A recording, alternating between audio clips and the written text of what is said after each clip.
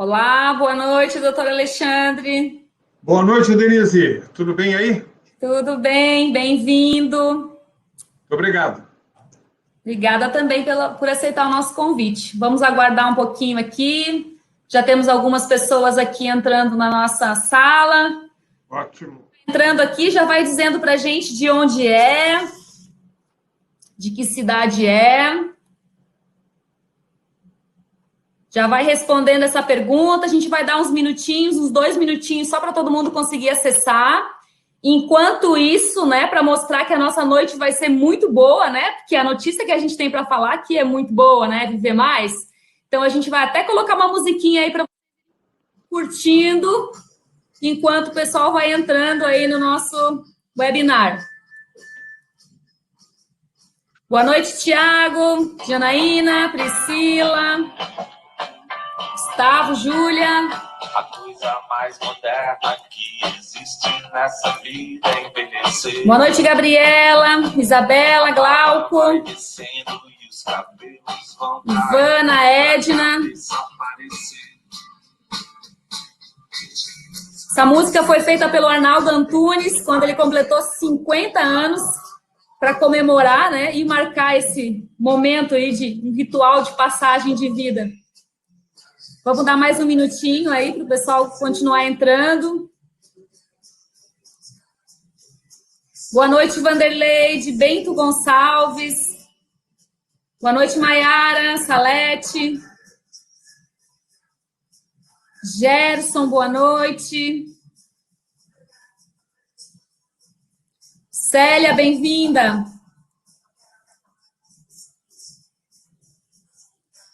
Vamos dar mais um minutinho, pessoal, mas vocês que já estão online aqui, Carlos, boa noite, sempre presente aí nas nossos webinars. Boa noite, Marisa, Vanessa, Germana, Cuiabá, bem-vinda. Pessoal, mais um minutinho para o pessoal continuar entrando aqui, já vamos começar. Enquanto isso, já vão me respondendo aí. Quantos anos vocês querem viver? Depois o Dr. Kalash vai passar a receita para cumprir essa meta. Richard, boa noite.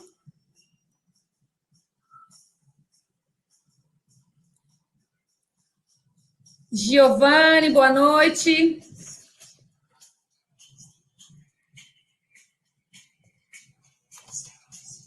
Richard quer viver 100 anos, hein, doutor Kalash? A gente vai dar receita para ele e para a Júlia. Boa noite, Adriele, Mogi das Cruzes. Glauco também, 100 anos, pelo menos. Muito bem, o pessoal quer viver bastante, hein? E as notícias são bem boas, né, doutor Alexandre? Pelo que tudo indica, né? E o que o IBGE nos fala é que a gente vai viver bastante mesmo, né? Bom, pessoal, vamos dar início, então, ao nosso webinar, começando o ano aí, né?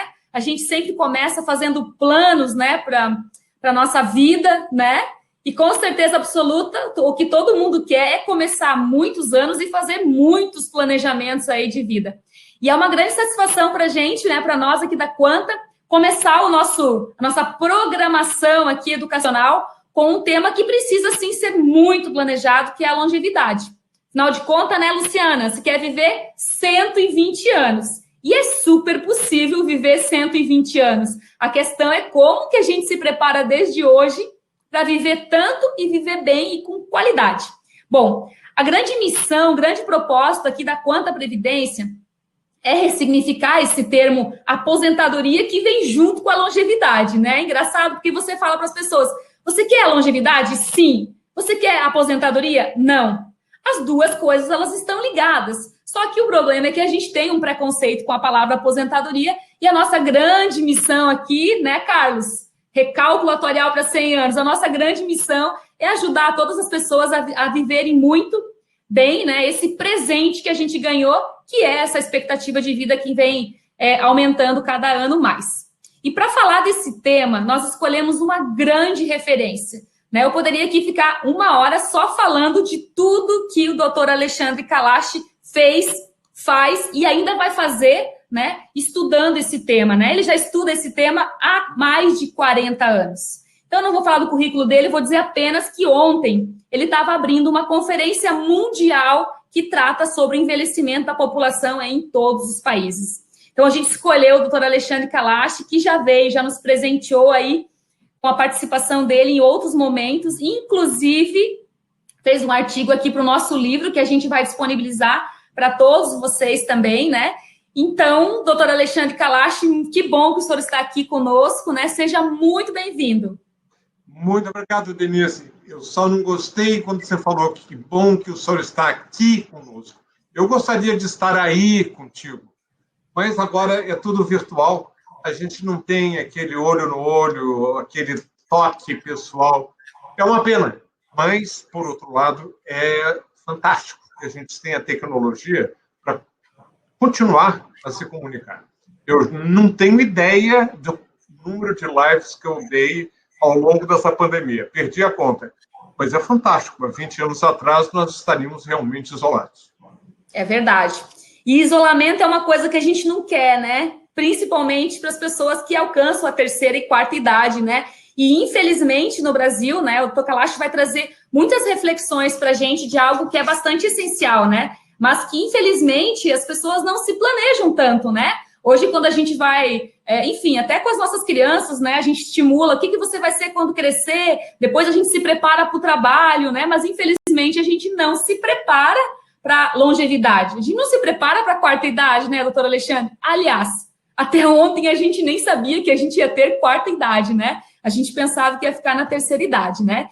Então, a gente vai falar muito sobre esses desafios, as coisas boas, né, que a gente pode fazer desde agora para viver bem esse momento, mas os desafios que todos têm. E a responsabilidade não é do governo ou da empresa, a responsabilidade é de todos, mas principalmente de cada um de nós, né? Tem uma responsabilidade aí sobre esse aspecto. Então, nós temos muito que falar hoje, né?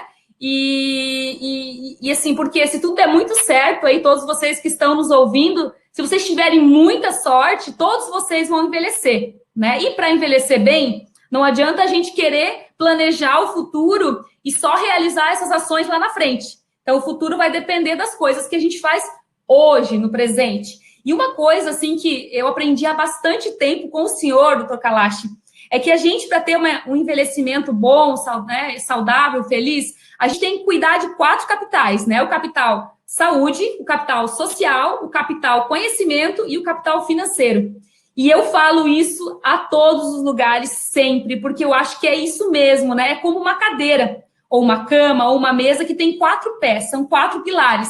E se faltar um desses pilares, a gente vai cair, né? Não adianta a gente ter saúde se a gente não tiver uma rede de amigos para poder compartilhar os momentos bons. Com certeza a gente vai ter frustração. Não adianta a gente ter dinheiro se a gente viver doente. E não adianta também a gente envelhecer só com dinheiro, porque é muito pobre quem envelhece só com dinheiro. Então, tudo tem que estar em harmonia. E nada melhor para falar sobre essa harmonia dos 4 pilares, né, do que o doutor Alexandre Kalash. E eu vou começar aqui agora, e até porque eu falei para a Mayara que eu não ia ocupar muito tempo, né, do doutor Kalash, porque é ele que a gente quer ouvir. Eu quero fazer a primeira pergunta aqui. Bom, ano passado, né, os nossos idosos, eles estiveram muito na mídia sobre 3 aspectos. 2 aspectos um pouco negativos e um aspecto positivo. Mas o fato é que nos últimos meses a gente fala muito sobre os idosos. Seja porque houve a reforma da Previdência e trouxe ali um desafio maior para essa população ou para quem está se aproximando da aposentadoria. Depois a gente começou a ver muita gente falando sobre a indústria prateada, ou seja, as empresas, instituições têm que se preparar porque a população está envelhecendo e o nível de serviços que as pessoas com mais idade elas necessitam são diferentes, então isso despertou muito interesse das pessoas e depois veio a pandemia também, que acabou afetando bastante os nossos idosos, né? Seja porque eles eram mais vulneráveis, seja porque eles tiveram que ficar um pouco mais isolados. Claro que teve o lado bom, né? A minha mãe, por exemplo, aprendeu a usar o WhatsApp e o Facebook na pandemia. Talvez ela nunca teria aprendido, né? Mas, doutor Kalash, como o Covid teve impacto no processo de envelhecimento da população? E quais são as preocupações e como isso influencia o futuro de todos nós? Ok, Denise, nessa introdução que você fez, Você trouxe vários aspectos e eu acho que a gente tem que organizar para que a gente possa abordar esses diferentes aspectos de uma forma que realmente quem nos está acompanhando possa acompanhar um raciocínio do que é o envelhecer. Você começou, e não sei se todos os que já estão acompanhando agora chegaram a ouvir a música do Antunes, em que ele diz que a coisa mais moderna que há é envelhecer. Olha que coisa profunda como o pensamento. Porque até eu nascer, quando a expectativa de vida era de 43 anos, envelhecer não era a perspectiva para a minha geração. Eu estou falando do tempo de vida de nós, que somos idosos hoje. Nós nascemos com uma miserável expectativa de vida. Eu, 43 anos. E hoje a gente está, no Brasil, como média, 77. Então, essa é a primeira mensagem. Nós ganhamos de presente uma dádiva nesses últimos anos, nessas últimas décadas, que é poder envelhecer. E, gente, envelhecer é bom. Morrer cedo é que não presta. Então, essa mensagem tem que ficar muito calada dentro de nós. Vamos parar de falar de envelhecimento como uma coisa ruim, como uma coisa que é prejudicial, que não tem a ver. Não. Envelhecimento é uma grande conquista e talvez eu até arrisco dizer que é a conquista mais importante dos últimos 100 anos. Porém, nós vivemos num mundo muito complexo.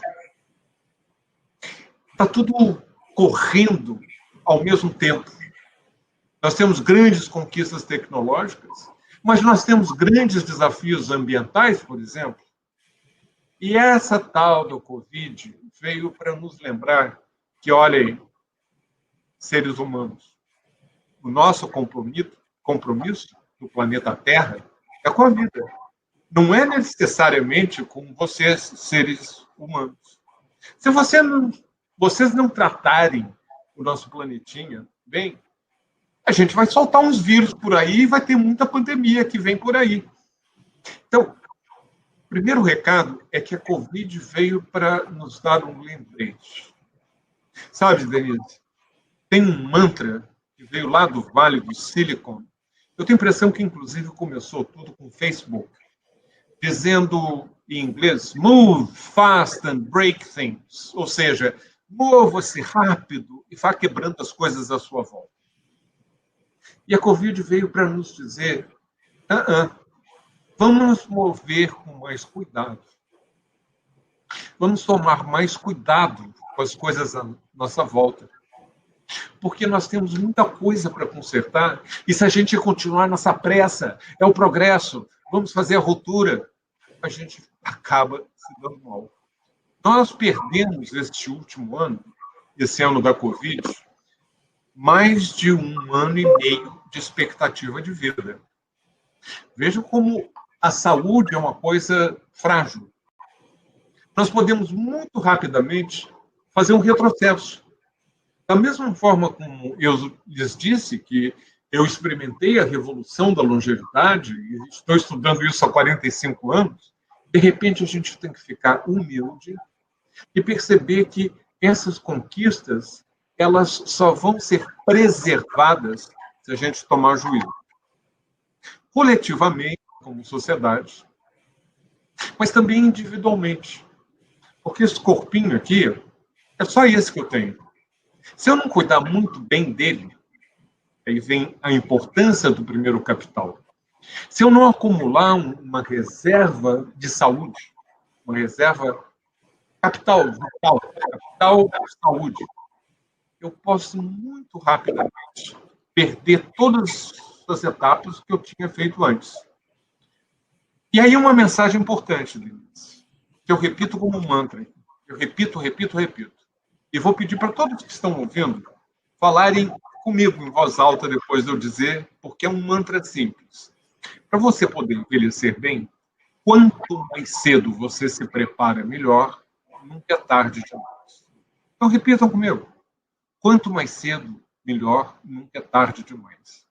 Começa aos 20, não começou aos 20, começa aos 30, não começou aos 30, aos 50, 60, 80, sempre você vai ter ganhos. Eu estou com sobrepeso, eu não estou fazendo atividade física, eu estou com uma dieta inadequada, eu, sei lá, estou bebendo demais, ou quem sabe, ainda fumo. Vamos tomar conta daquilo que a gente pode, que é o nosso estilo de vida, as nossas escolhas. Mas é claro que, para isso, é preciso que a gente tenha políticas adequadas. Por exemplo, que a conta estimule os seus aposentados, quem a conta protege, para que esse estilo de vida possa ser cada vez mais saudável. Mas é a política global também do país. É preciso fazer com que as escolhas mais saudáveis sejam mais acessíveis, simples e baratas. Senão a gente corre o risco de culpabilizar a vítima. Um país tão desigual, nem todo mundo tem a oportunidade de comer brócolis toda primeira semana do mês, porque senão não vai sobrar dinheiro para comer farinha e açúcar na última. Então, nós temos que ter essa sensibilidade de que, sim, são escolhas nossas, é o nosso estilo de vida. E as pessoas estão aprendendo cada vez mais o que é bom e o que não. Porém, muitos não conseguem exercer essas escolhas e alterar os seus estilos de vida, porque, por exemplo, moram num bairro periférico com transporte inadequado, não tem calçada, a iluminação é deficitária. Você não pode chegar cansado do trabalho, quando tem lá seus 20, 30, 50 anos, para dar uma caminhada, para fazer um jogging, para dar uma corrida. Meio ambiente é importante. Você não tem domínio sobre ele. Então, você tem que perceber bem o que está no seu alcance e brigar para que o que não está no seu alcance possa se tornar norma. E aí vem uma questão muito importante, Denise, questão de direitos. Eu estou envelhecendo, não estou no aposento, porque o aposento remete, e não é, você chegou a falar a palavra aposentado como estigmatizada. Não é, foi uma má escolha quem traduziu do alemão, do inglês, onde o seguro social começou, e que traduziram para português aposento. Sabe por quê? Remete àquelas casas antigas, que lá no fundo tinha um aposento e tinha o velhinho. Eram poucos. E eles estavam fora de circulação, eles não ficavam visíveis. Eu vou envelhecer, estou envelhecendo na sala da frente, ninguém vai me botar no aposento. É interessante que, em outros idiomas, a palavra foi traduzida, por exemplo, como jubilados, jubilação. Júbilo, celebrar.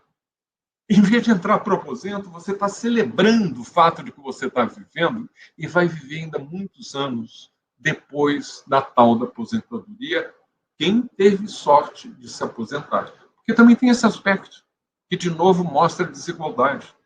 Muita gente que não consegue nem se aposentar, tem que continuar trabalhando. E a reforma da Previdência, que também foi um assunto tão discutido nesse ano 2020, tão cheio de novidades, faz com que você tenha que prolongar a sua atividade laboral para poder chegar a uma idade e se aposentar. E aí vem o estigma. Aí sim, aí é estigma. Você perde o emprego aos 47, aos 53, aos 55. E não consegue outro emprego porque existe um preconceito muito grande. Está muito velho. Não vou te empregar, vou empregar um mais novinho. Tem menos experiência, mas vai ganhar um salário menor. Eu não vou ter que ficar tendo que ter os custos todos sociais desse empregado mais sênior e esquece que ele tem uma experiência que pode ser fundamental para aquela empresa. Então, esse aspecto é muito importante também, porque acaba refletindo na saúde. Mas eu queria fechar essa pergunta que você fez dizendo o seguinte: muita gente está falando da Covid como afetou as pessoas idosas. E os estudos internacionais, inclusive por nós feitos, nosso Centro Internacional da Longevidade, mostram que as pessoas idosas estão estão muito melhores do que a gente imagina. Claro que há exceções. Mas as pessoas idosas, elas têm uma experiência de vida, já passaram por boas e poucas. Elas olham para o Covid como outra crise, outra emergência, elas já passaram por muitas. Elas conseguem ver a luz no final do túnel. Ao mesmo tempo que nós, idosos, somos mais vulneráveis, nós somos também mais resilientes. E quando isso tudo acabar, essa crise, essa emergência acabar, somos nós que vamos abraçar, agasalhar, acalentar uma sociedade que pode até estar negando, mas está traumatizada. Esses jovens que estão nas baladas, nos bailes funks aqui na Zona Sul do Rio, no Leblon, nos Jardins, aí em Florianópolis, onde seja, parece que o país está em festa. Gente, nós não estamos em festa. Nós estamos atravessando a crise sanitária mais importante dos últimos 100 anos. Vamos tomar juízo e vamos fazer a única coisa que, por enquanto, está no alcance de todos, que é a escolha pessoal, isolamento, isolamento social. As vacinas estão chegando, mas ainda não em número suficiente. Ainda vai levar muito tempo para esse Brasil de 212 milhões de habitantes serem todos vacinados. Então, vamos tomar juízo e vamos se comportar como nós devemos, com uma responsabilidade, escolha, estilo de vida, escolha sua, para você se proteger e proteger os outros.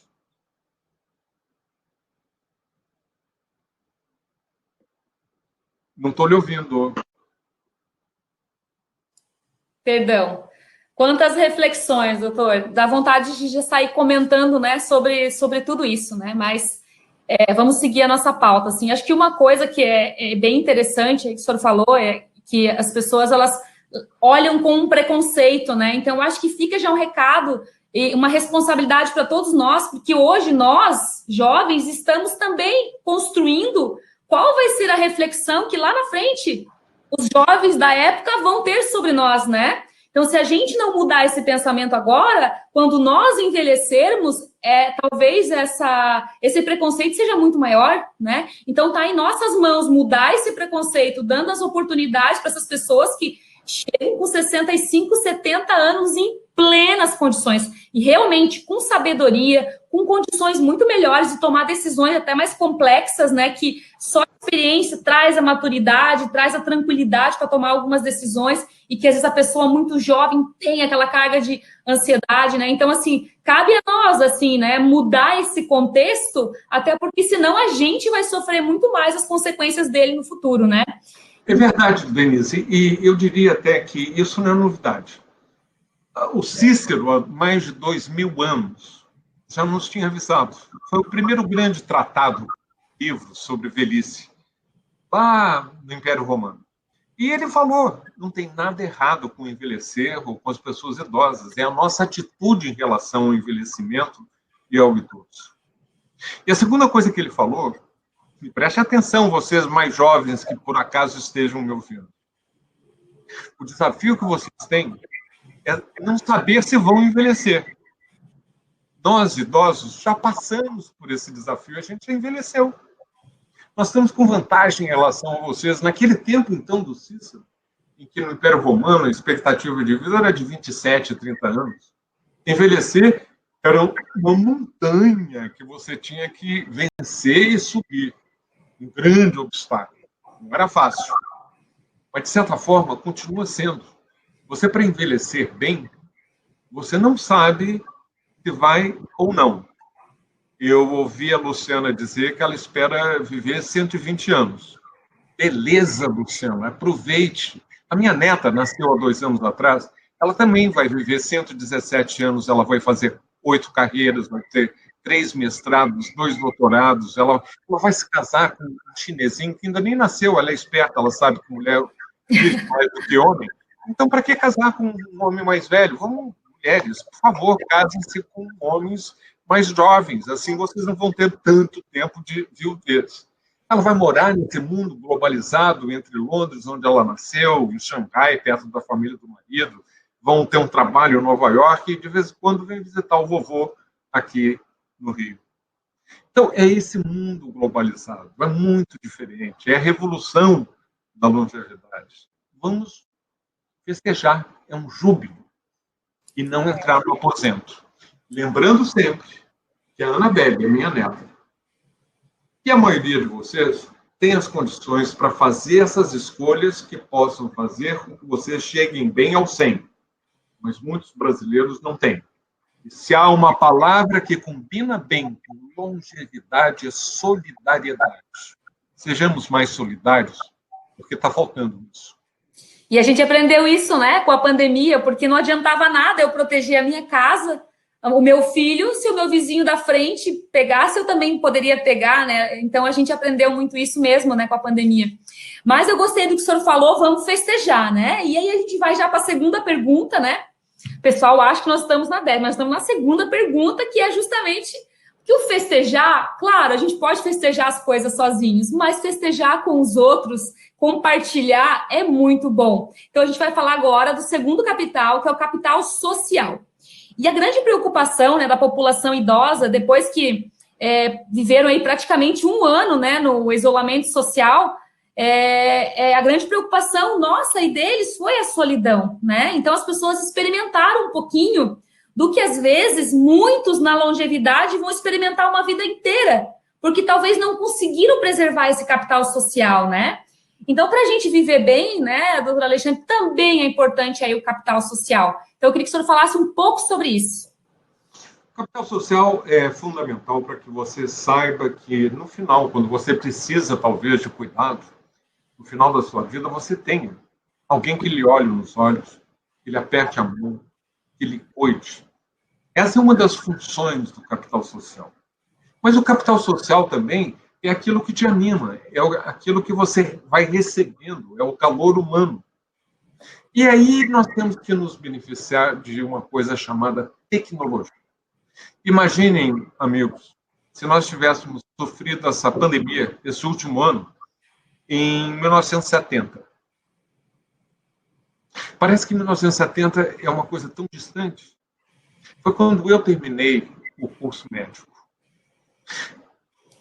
Os avanços tecnológicos que houveram nesses últimos 50 anos, meu Deus, o que eu aprendi na escola médica é totalmente redundante hoje. Nós estamos com uma tecnologia que está dando saltos, em todos os sentidos, inclusive para preservar a saúde. Se já fizeram uma ultrassonografia nos últimos 5 anos, ou uma ressonância magnética, ou alguém aí teve uma reposição da cadeira, ou botou um marca-passo, ou fez uma cirurgia oftalmológica que antigamente você precisava ficar paralisado sem se mexer durante 30 dias, e hoje você sai com a operação de catarata feita e volta para casa. Tudo isso é tecnologia que nos ajuda. Mas aqui a tecnologia está nos ajudando a uma coisa muito importante, que você não precisar sofrer a solidão. E aí, Denise, eu queria refletir um pouco sobre o que é solidão, porque no nosso português, que tem belezas poéticas e um vernáculo rico, mas às vezes a gente tem que pegar emprestado de outro idioma para poder entender um pouquinho. Em inglês, a palavra solidão tem 2 equivalentes, 2 palavras. Uma é loneliness, que é a solidão como nós entendemos. É que te faz sofrer. Que você sente falta qualitativa ou quantitativa. Você pode até estar cercado de pessoas e se sentir só. Essa é a solidão, loneliness. Mas em inglês há outra palavra que chama solitude. É diferente. Quando aquele livro magistral do Gabriel Garcia Marques foi traduzido para o inglês, não foi 100 anos de loneliness. Foi 100 anos de solitude. E é isso que nos dá esperança. Porque nesses momentos de isolamento, você pode aproveitá-lo para poder fazer reflexões, uma introspecção, pensar o que você quer na vida, de você ter um período de crescimento e desenvolvimento dentro daquele isolamento que, no caso, foi imposto. Tem pessoas que fazem retiros. eles não estão escolhendo sofrerem com a solidão, eles estão fazendo retiro porque eles querem meditar, eles querem pensar, eles querem ter discernimento, eles querem sair daquele retiro melhores do que quando eles entraram. Vamos aproveitar esse momento de isolamento como muitas pessoas estão fazendo. E através desse momento em que você vai, por exemplo, reler livros que você leu na juventude e que já se esqueceu deles, vamos fazer o uso da tecnologia para que a gente esteja cultivando o capital social.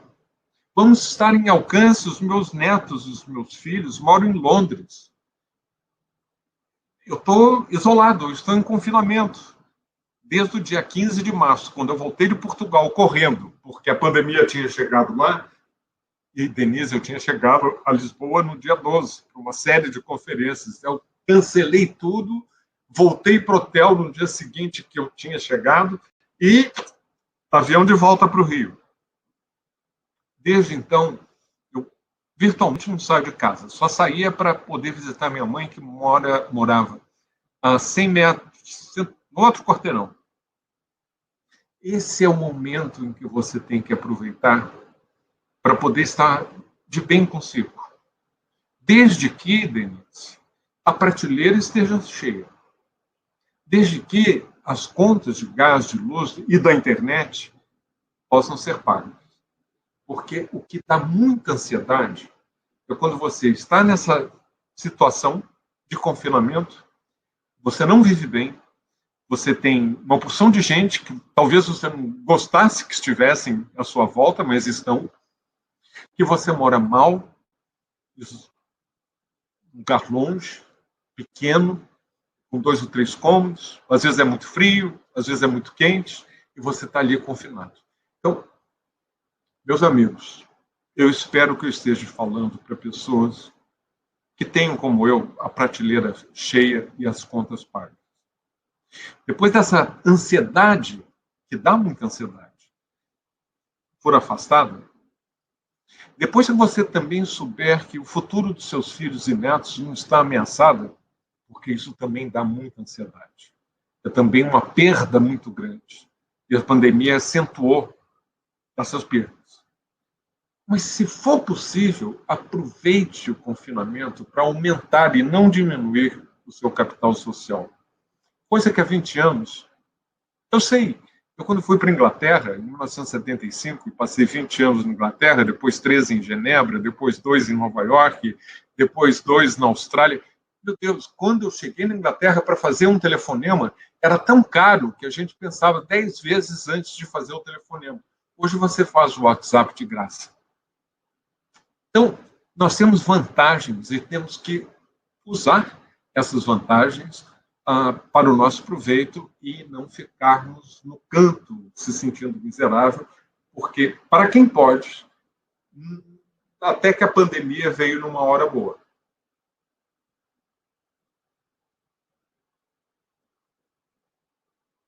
Desculpa, eu estou sempre desligando e eu costumo dizer que essa crise, essa pandemia, essa crise vai passar. Mas se a gente não se preparar com todos esses capitais, a gente pode chegar na longevidade e viver uma crise para o resto da nossa vida. E aí sim é triste, né? A gente não conseguir viver bem, né, os anos que deveriam ser os melhores, né? O senhor falou ali, entre tantas coisas, da questão da tecnologia, que ajudou muito, inclusive o aumento da expectativa de vida, né? Graças aí aos avanços da medicina e muito também em função da tecnologia. E a tecnologia agora na pandemia aproximou muitas pessoas, né? A gente não podia ver ali os pais, mas a gente tinha condição de conversar, de mostrar o filho, de gravar o vídeo, de tirar foto, né? Então eu até conversei mais com os meus pais, por exemplo, do que antes. E a tecnologia exigiu ali uma busca de um conhecimento, né? As pessoas tiveram que aprender sobre isso. E o conhecimento também tem tudo a ver com uma longevidade saudável e feliz. Porque quem está sempre aprendendo coisas novas, né? Está sempre sendo relevante para a sociedade, né? E também está se sentindo em evolução constante. Então, agora eu queria que o senhor falasse um pouquinho sobre esse aspecto. Como que o capital do conhecimento contribui para a nossa longevidade ser boa? Quem não aprender, dança. É simples assim. porque a velocidade dessas transformações tecnológicas não vai te dar, não vai ficar te esperando.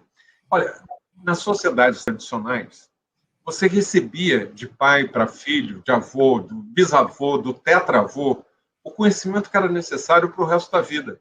Você trabalhava na agricultura ou era um artesão, e você aprendia aquelas habilidades que iam durar para sempre. E, de repente, nós entramos nesse frenesi de tecnologia. Vamos começar com a primeira revolução industrial que dominou a energia, com a máquina a vapor. Isso foi um grande salto que possibilitou a produção em massa, que possibilitou a urbanização, as pessoas poderem viver mais aglomerados, e foi evoluindo. E cerca de 80 anos depois, veio a segunda revolução industrial, que é a produção em massa. O Ford, aquele filmezinho do Carlitos, colocando as peças, tuct, e tuct, e tuct. Essa é a produção em massa, que também nós nos beneficiamos. Depois veio a terceira, mais 80 anos, revolução industrial, que é digitalização. E todos se beneficiaram dessa digitalização. Só que agora é a quarta revolução industrial, que é uma tecnologia interagindo com outra.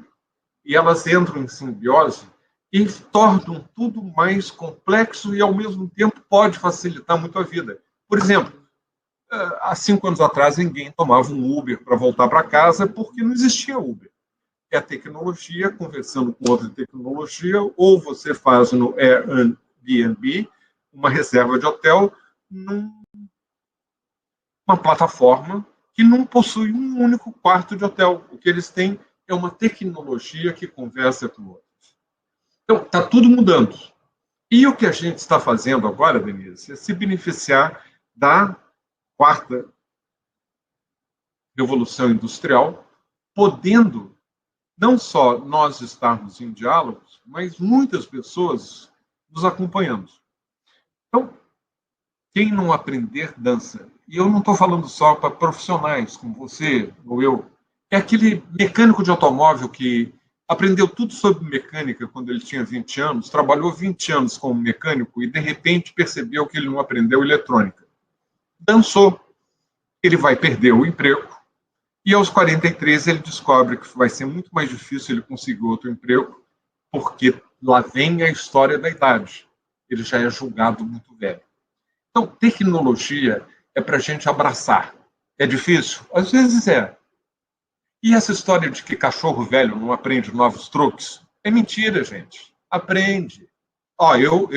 Eu sou prova disso. Às vezes eu dou umas erradas. E aí, troca intergeracional. Eu sou pré-analógico. Eu nasci e não tinha televisão. Primeira vez que eu vi uma televisão, eu tinha uns 7, 8 anos. Era incrível.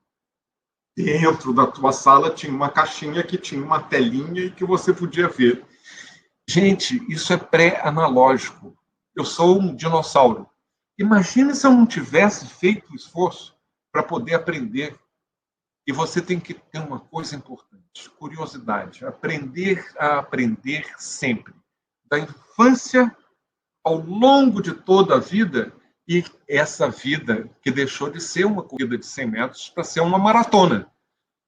E a maratona, meus amigos, quem quer que seja que já tenha feito uma, sabe que você tem que ter determinação, drive, energia, estamina, que você tem que querer chegar no final da maratona e chegar bem. Tem que fazer muito treino, tem que ter conhecimentos. É isso que é a vida. E você vai criando reservas. Vai criando reservas. Isso é o que te dá resiliência. E a tecnologia está nos dando reservas que antes a gente sequer sonhava. Então vamos aproveitar, abraçar essa tecnologia, aprender a aprender e aprender outras coisas. Não está no confinamento? Tem tanto curso online. Vai aprender piano. Olha lá, você sempre quis aprender piano, não tinha tempo, não posso. De repente você pode aprender yoga, a tocar violão, aprender piano, aprender a cozinhar, fazer um monte de coisas que antes você não tinha tempo para poder acompanhar. Aproveita. A tecnologia está te dando isso de presente. Legal, muito bom, doutor Alexandre. Eu vou aproveitar aqui agora. Os nossos participantes aqui fizeram alguns comentários e algumas perguntas. Antes da gente ir para a última pergunta, a Leila aqui comentou, né? A gente estava falando do capital social, e tem uma coisa realmente que dá muito prazer para quem faz, né? Que é a questão de um trabalho voluntário, né? A gente falou da solidariedade, né? E eu acho isso algo realmente assim que a pandemia trouxe um pouco dessa necessidade, né? E a gente nunca viu tantas pessoas doando e ajudando. Eu me lembro ali que no início teve aquela temporada de lives, né? E aí nas lives todo mundo ajudando as pessoas, enfim, né? E eu queria que o senhor falasse um pouquinho sobre isso, assim, sobre essa questão do trabalho voluntário, quanto que isso ajuda a gente a sentir mais prazer na vida e o quanto isso também é responsabilidade ou pode melhorar, né, o mundo que a gente vive, né? Ainda se faz muito pouco, Denise. Nós não somos um país generoso nesse aspecto. Nós temos pessoas que poderiam doar tempo e recurso muito mais. Eu sei porque eu vivi em outras sociedades com outro tipo de cultura, como a anglo-saxônica, ou na Suíça, ou na América do Norte, ou na Austrália. E a proporção dos recursos que você reserva para fazer doações é muito maior do que isso. No ano passado, no ano da pandemia, nós tivemos em torno de 4 a 5% das pessoas fazendo contribuições. É muito difícil, no momento, estar fazendo outro tipo de trabalho voluntário que poderia exigir a presença. Então, você quantifica em termos financeiros. Em primeiro lugar, vem as instituições financeiras, incluindo previdência, depois o setor de indústrias de bebida, de alimentos e também de mineração. E aí vem a contribuição individual, em quarto lugar. Poderia, sim, ser muito maior. Poderia ser muito maior não só no sentido de filantropia, porque quando você dá, você recebe. E esse é o grande prazer, é a grande satisfação de você ter um retorno. E aí eu vou fechar a oportunidade dessa pergunta pedindo para vocês pensarem bem, que vocês podem acumular os 4 capitais: saúde, capital social, capital de conhecimentos, capital financeiro, mas você não tem um propósito de vida.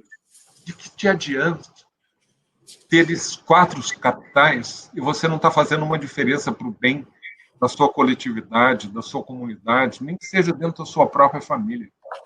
Então, aproveite para pensar que oportunidade boa para você refazer determinados princípios. Será que você precisa realmente aquele 10º vestido? Ou 33 pares de sapatos? Ou comer num restaurante caro 3, 4 vezes por semana? Ou será que você precisa fazer a viagem a Miami para poder fazer as suas compras? Será que a gente precisa de todos esses excessos quando a gente tem à volta tantas pessoas necessitadas? Será que a gente precisa pensar que durante a pandemia a desigualdade aumentou? Houve um pouco um disfarce, porque o governo teve que entrar com um auxílio emergencial. A gente não sabe se ele vai continuar. Mas se não fosse esse auxílio, que é um dever do Estado, tinha que auxiliar. Muitas pessoas, milhões de pessoas, caíram no setor informal. No entanto, o Brasil, nesse tempo de pandemia, acumulou mais 49 bilionários. E a desigualdade aumentou. Os ricos ficaram mais ricos. E 95% da população que não é tão rica ficou mais pobre. E os 50% da base, os mais pobres, ficaram mais pobres, como já vinham ficando. De 2014 a 2019, os 5% mais ricos aumentaram a sua participação no Produto Nacional Bruto em 11%. 50% mais pobres ficaram 17% mais pobres. Tem muito espaço para a gente ser mais solidário e fazer mais atos filantrópicos. E, então, eu vou me dar o direito aqui, doutor Alexandre, para incluir mais um. Daqui a pouco a gente vai estar com 10 capitais, mas além desses 4 capitais, eu acho que a solidariedade, ela realmente foi uma coisa que a gente vivenciou bastante na pandemia. E uma outra coisa, assim, que eu particularmente vejo que é muito importante é a espiritualidade, né? A gente ter fé, a gente acreditar, a gente ter uma visão otimista das coisas também, eu acho que isso é bastante relevante. E principalmente quando a gente vai envelhecendo, né? Eu acho que a espiritualidade é algo que vai nos acompanhando e quanto mais a gente desenvolve, mais tranquilo a gente fica e fica até mais fácil olhar para o outro, ter mais empatia, né? Uma pessoa que é mais espiritualizada. Então, já coloquei mais um elemento. Quero aproveitar aqui para fazer mais um comentário aqui do nosso participante aqui do webinar, o Aires Menezes. Ele falou o seguinte, que é super interessante isso aqui, tem toda a razão aqui, ó, em relação ao capital social no Brasil, temos um grande problema, pois para tal necessitamos manter a autonomia e independência. Não temos em nosso país, infelizmente, infraestrutura, tipo comunidade para idosos, né? As coisas não estão realmente adaptadas, né, para o idoso viver bem. Então, é a nossa própria estrutura social. No livro Mortais, o autor mostra a importância desses aspectos. Essa pergunta é interessante porque o senhor mesmo está envolvido em vários projetos, né, que tenta levar... Existe até um índice, né, esqueci o nome desse índice, mas ele mostra quais cidades estão mais ou menos preparadas, né, essa infraestrutura para poder fazer com que o idoso viva bem. Então, acho que isso também é interessante que o senhor falasse um pouquinho sobre isso. Eu, quando fui diretor da Organização Mundial da Saúde, estive em Genebra entre 1994 e 2008, meu grande legado, isso é propósito, você pensar em que legado que você vai deixar. Eu quero ser lembrado, Denise. Daqui a pouco eu vou embora. Ó. Ninguém é imortal. Você quer ser lembrado. E à medida em que você vai envelhecendo, você cada vez mais quer... Você não está mais competindo. Você quer deixar alguma coisa para trás. Você quer deixar alguma coisa construída. E o grande legado que eu deixei na Organização Mundial da Saúde foi conceber esse movimento que chama Cidades Amigas das Pessoas Idosas. Em inglês, a gente fala age-friendly, não senior-friendly. Essa diferença é muito interessante, semântica, porque a ênfase está na palavra age, idade. Amigo de todas as idades. Se for amigo aqui do velhinho, ó, vai ser amigo teu também. Se aquele ônibus for mais fácil para você entrar e sair porque você é uma pessoa idosa, vai ser mais fácil para uma mulher gorda, para um homem com o joelho machucado porque estava praticando esporte no domingo, ou para uma mulher grávida, ou para uma criança, ou alguém que tem uma deficiência. É amigo de todos. E isso tem todo um rigor científico, a gente caprichou, fez direitinho, lançou o guia em novembro de 2007, ou seja, há 13 anos atrás. Hoje nós temos 3.000 cidades no mundo inteiro usando esse legado, esse guia que nós concebemos e fizemos. Mas tem que fazer com rigor. Isso é outra coisa que o brasileiro precisa também. É mais disciplina. Fazer com rigor. Não é fazer na base do improviso, ou pior ainda, na base do populismo. Ah, isso vai dar voto, então eu vou entrar, eu vou assinar e depois eu esqueço. Para isso, a sociedade civil é muito importante. Cobrar os resultados. Mas isso, gente, é muito a ver com aquilo que a gente tinha falado antes, do propósito, de você deixar esse legado, de construir um mundo melhor, com mais harmonia, com mais coesão. Eu vou te contar uma coisa. Viver numa sociedade desigual, onde você não está manifestando a solidariedade, não tem valores espirituais, que não são religiosos, são espirituais, princípios, valores.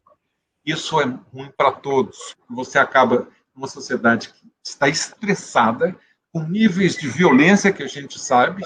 Nós somos campeões em homicídios, nós somos campeões em estupro, em violência doméstica. Isso não serve para ninguém, muito menos para envelhecer em paz.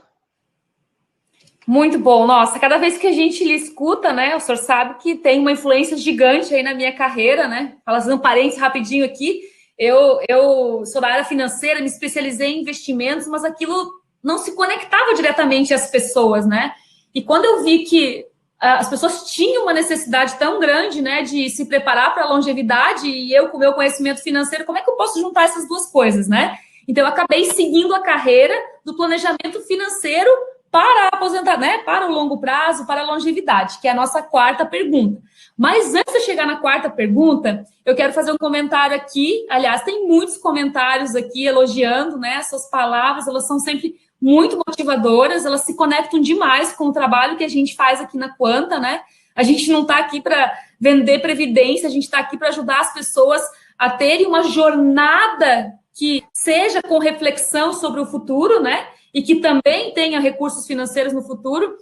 Mas as pessoas aqui estão elogiando muito, e tem aqui um amigo que lhe conheceu no Rio de Janeiro em 1968, ó, e que é amigo de dois colegas seus, é um médico aqui, Dr. Carlos Alberto da Silva Júnior. Ele é amigo dos seus amigos Luiz Carlos Araújo, já vou falando o nome todo. E José Fabiano Gouveia, ele está lhe mandando aqui um grande abraço, parabenizando aí o senhor pela sua carreira e por essa palestra. Bom, doutor, eu estava ali contando, então, né? Os meus amigos de Santa Catarina. A primeira vez que eu fui a Santa Catarina foi a convite do Luiz Carlos. E o Fabiano, vou fazer aqui uma indiscrição, ele teve Covid, ele esteve mal, esteve internado, mas, felizmente, ele está bem. Que bom, que bom. E olha só, chegou uma pergunta aqui, que o senhor sabe, né, nós estamos inseridos num ambiente cooperativo, né, a Quanta, ela não tem fins lucrativos, porque ela foi criada por um sistema que também não tem fins lucrativos, que é o cooperativismo. E aí tem uma pergunta aqui do Luiz Cláudio, né, e o cooperativismo, acho que ele é antigo e moderno ao mesmo tempo, né, porque sempre foi mais fácil resolver as coisas de uma maneira coletiva. Então, cooperar está na nossa essência desde que a gente nasce. E agora, né, a gente vem essas empresas mais inovadoras trazendo esse conceito que é super antigo, né? E nós estamos inseridos nesse meio. E a pergunta aqui é: como que o cooperativismo poderia contribuir com essa grande desigualdade social e com essas questões voltadas aí para o envelhecimento, né, ativo? O cooperativismo, ele perpassa aquela pergunta anterior. É uma forma de você demonstrar a sua solidariedade. Vamos juntos. Ninguém vai soltar a mão de ninguém. Isso que é a cooperação. Esse é o cooperativismo, e é um movimento que também em outros países está muito mais desenvolvido. Isso aqui no Brasil, nós ainda somos muito individualistas. Não pensamos muito, mas, meu Deus, você pode dar saltos quânticos se você exercer esses princípios da solidariedade, de olhar para o outro, de ter empatia, de sentir com compaixão a dor do outro. E o cooperativismo, ele te ensina a fazer isso, porque, por necessidade, você, cooperando com o outro, você está cooperando contigo mesmo. E você junta essas forças para criar uma energia muito maior. Legal. E agora, indo para a nossa última pergunta, né, que tem a ver com capital financeiro, né, além de todos esses capitais que a gente falou, viver mais também vai trazer um desafio financeiro, né? Afinal de contas, viver aposentado ou com uma carga de trabalho menor por 20, 30, 40 anos precisa ser planejada. Então, primeiro, aí uma pergunta para todos vocês, não precisam responder, só reflitam, né? Vocês têm ideia do capital que precisam formar para poder viver bem esses 20, 30 anos com tranquilidade, né? Não ter aquela preocupação se as contas vão chegar, se o dinheiro vai ser suficiente ou não, se vai dar para poder viajar um pouco, se eu consigo pagar um bom plano de saúde, já que o sistema público não talvez me atenda, né? Se eu tenho uma renda complementar, já que a renda da Previdência Social ela não vai ser suficiente. Então, assim, a primeira pergunta é para vocês. Vocês têm noção? Então, é muito importante que vocês façam realmente essas contas. E agora a pergunta, né? Ela vai lá para o professor Kalash, né? Qual é a contribuição do capital financeiro para a longevidade? Fundamental. Todos os capitais, na verdade, Denise, eles estão interligados. Porque o financeiro ele vai facilitar que você possa ter um estilo de vida melhor, que você possa ter um seguro de vida ou um seguro saúde mais adequado, que você possa morar num lugar melhor. Isso é fundamental porque saúde ela é criada no contexto do dia a dia, onde você mora, como você se locomove, onde você trabalha, como você se diverte, como você ama os lugares que você frequenta. Claro que se você tiver um capital financeiro, você vai poder exercer escolhas muito melhores. O capital financeiro ele também possibilita que você socialize. Há estudos no Brasil mostrando que as populações mais pobres não se frequentam.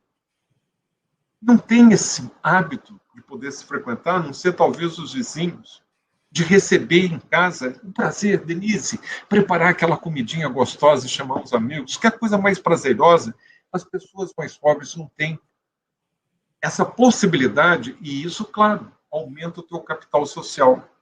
Se você tiver um capital financeiro, você vai ter internet em casa, com banda larga, e para os seus filhos, ou quantos sejam que estejam dentro de casa, cada um vai ter o seu laptop, cada um vai ter um smartphone, mas nós ainda vivemos num país onde você pode ter um smartphone na mão e o pé no esgoto, porque 50% da população não tem nem esgoto sanitário. Então, é claro que o capital financeiro tem uma influência muito grande. Mas dinheiro não compra tudo. E se você não se lembrar dos valores, dos princípios, do legado que você quer deixar, se você não tiver um propósito de vida, saber o que você vai fazer com esse tal do capital que você acumulou. E aí um detalhe importante. Quando você fez a pergunta, se os nossos ouvintes, né, eles estão ouvindo e vendo, né? Então, não E sei se participando, né? participantes. Se eles fizeram o cálculo de quanto que eles precisam, na verdade, a gente tem que fazer a pergunta assim, vocês fizeram o cálculo para saber se vocês vão ter daqui a 20 ou 30 anos o capital necessário para manter o estilo de vida que vocês têm hoje. Não é para saber se eles vão sobreviver. Bem ou mal, acabam sobrevivendo. Mas é saber como que você vai querer viver para você poder projetar se você vai ter minimamente as condições. Porque quando Bismarck criou o seguro social, isso foi em 1881, a expectativa de vida na Alemanha era de 46 anos. E ele olhou para o chão da fábrica, todo mundo trabalhava pesado. E falou, esses caras velhinhos que estão aí, que são poucos, eles não são mais produtivos. Tem requisitas e doenças para as quais a medicina não tem nada para acrescentar. Então, vamos mandá-los para casa. Eles vão receber um dinheirinho, a pensão era pequenininha, e daqui a pouco eles morrem. Em 2, 3 anos, estava todo mundo fora do ponto de vista econômico, fazia sentido. Só que ele não previa, e tem muita gente que ainda não está prevendo, que você não vai viver, depois de parar de trabalhar, 2 ou 3 anos. Você vai ter 30, 40, e você vai ter que saber que capital que vai sustentar minimamente a sua qualidade de vida para você chegar aos 90, aos 100. Minha mãe faleceu há 3 semanas, com 102 anos. Minha rainha, minha maravilha, minha querida. Hoje ela é um feixe de luz que está me iluminando. Eu aprendi muito com ela. Esse legado intergeracional não é pelo fato dela ter falecido que ela vai deixar de continuar a estar dentro de mim, iluminando, trazendo aquele legado de sempre. Mas nós podemos, os filhos, cuidar dela porque nós tínhamos esse capital. E ela foi muito, Denise, eu te asseguro, muito bem cuidada, até o suspiro final. Isso te dá um conforto muito grande. E esse conforto, muitos brasileiros estão longe de ter. É verdade, doutor Kalash. Nós temos aí 30 milhões de aposentados, né? E a estatística ela é bem, né, bem desmotivadora, mas ao mesmo tempo ela é desafiadora, né? Para que alguém assuma e tente mudar essa realidade. Os nossos aposentados, só 1% realmente conseguiu manter o seu padrão de vida. Os outros têm que trabalhar ou depende de parentes, de caridade, né? E a gente está aqui tentando mudar um pouco essa realidade das pessoas que estão ligadas a nós, né? E a gente... Ainda tem um detalhe, Denise, porque tem muitas famílias, as mais pobres, que é o revés. Que a única fonte de renda regular que entra para aquela família é do aposentado. E ali é o que garante a comida para o neto, o remédio para o filho tuberculoso. É perverso. mas é o que a gente tem por conta das condições muito precárias que uma grande parte da população brasileira vive. Exatamente. Bom, estamos quase encerrando, né? Passou muito rápido aqui, nossa. O pessoal gostou muito, doutor Alexandre, muitos comentários aqui, mas a gente, né, está encerrando agora. Aliás, vocês podem pesquisar ali no YouTube, existem vários vídeos, vários materiais do doutor Alexandre Kalash, são ótimos, maravilhosos, então vocês podem continuar consumindo dessa fonte maravilhosa, né? Procurando ele ali no YouTube, vocês vão encontrar muitas coisas ali publicadas por ele, para poder dar mais profundidade, já que vocês gostaram tanto desse tema, vocês podem dar profundidade e devem dar profundidade, né? Para que a gente, todos nós aqui, e as pessoas que estão próximas da gente, a gente que escutou tudo isso e foi impactado, a gente tem a obrigação de levar isso para as pessoas que estão próximas, né? No caso, a Quanta, ela trabalha fazendo isso. Mas todos vocês que ouviram, vocês têm parentes, têm amigos, então vamos falar sobre isso, vamos criar um contexto diferente, né, onde a gente está, vamos deixar o nosso legado para essas pessoas também, né? Antes de encerrar, doutor Alexandre, eu queria suas últimas palavras, aí, o que faltou, que recado o senhor gostaria de dizer para todas essas pessoas que estão nos ouvindo aqui, né, nessa 1 hora, aquele recado final impactante para as pessoas realmente, a partir de amanhã, começarem a ter uma atitude diferente com relação ao seu futuro? Eu acho que eu vou voltar a falar, Denise, da importância que tem de nós combatermos o idadismo, preconceito contra a idade.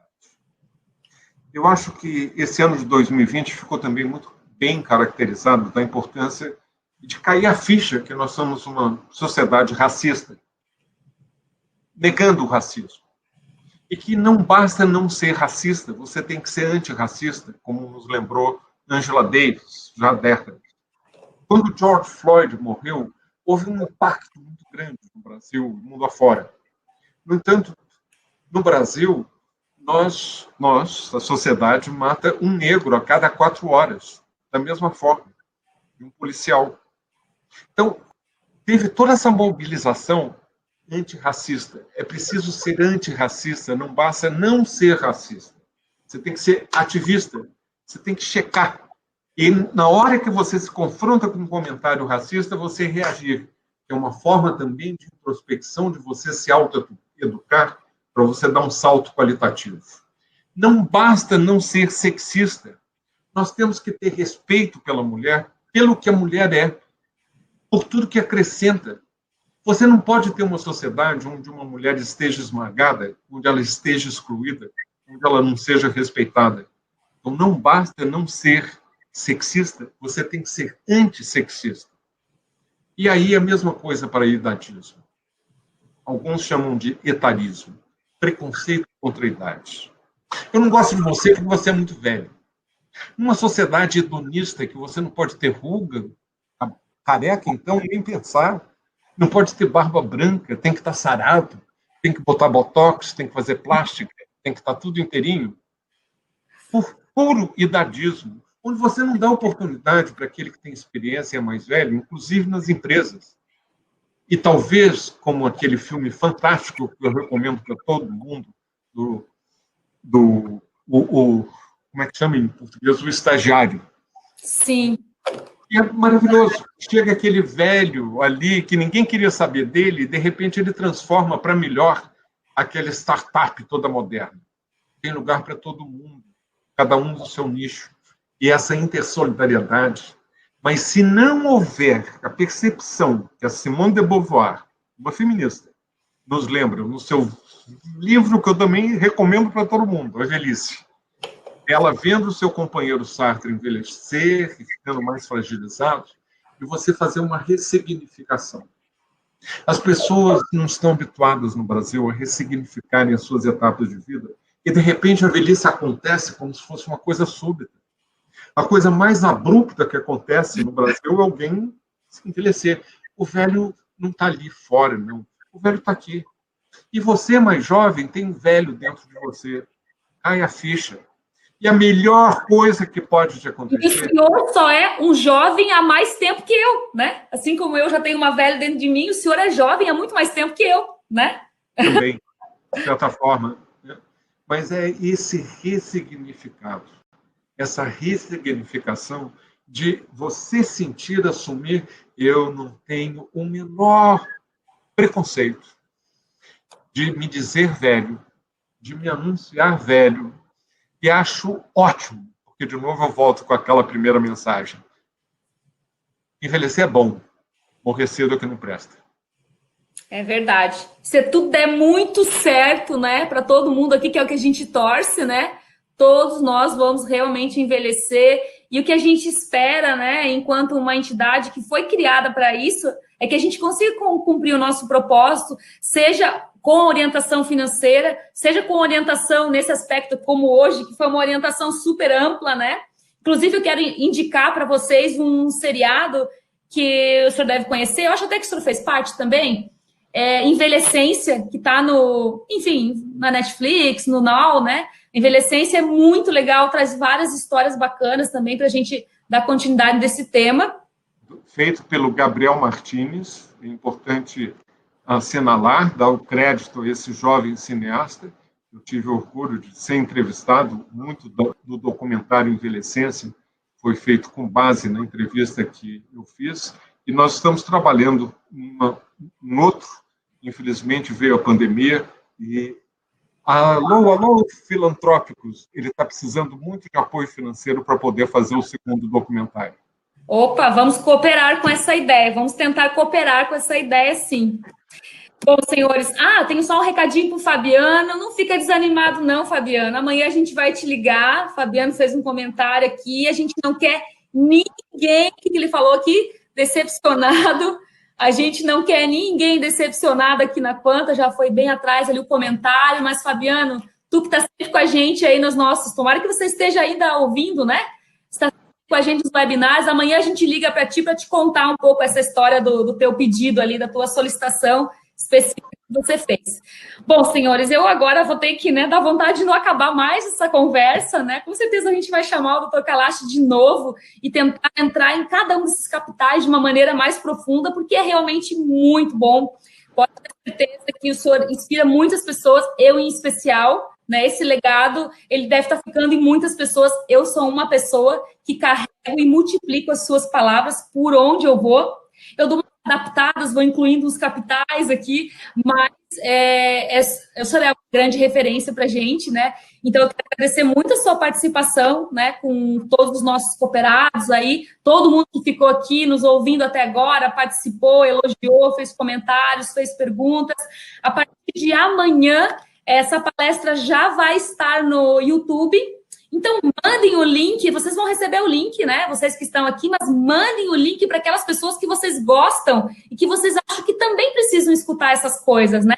Vamos combinar assim, ó, para a gente, né?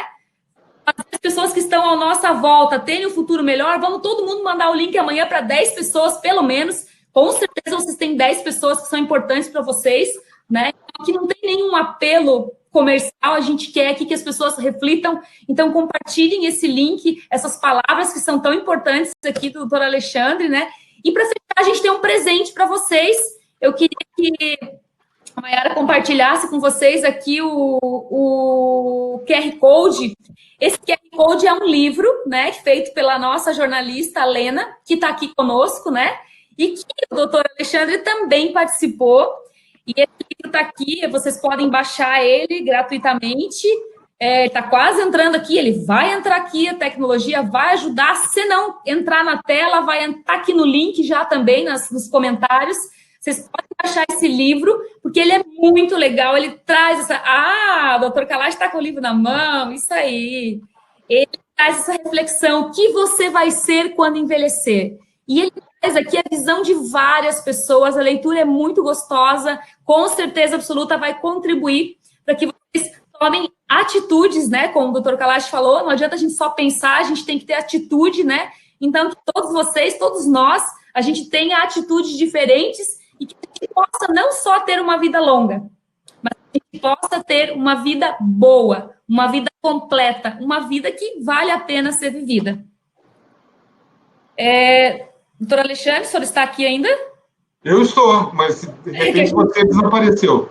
A gente desapareceu. Mas muito obrigada a todos vocês. A gente vai encerrar E mês que vem estamos de novo com outro tema bem relevante aí da nosso planejamento aí de webinar.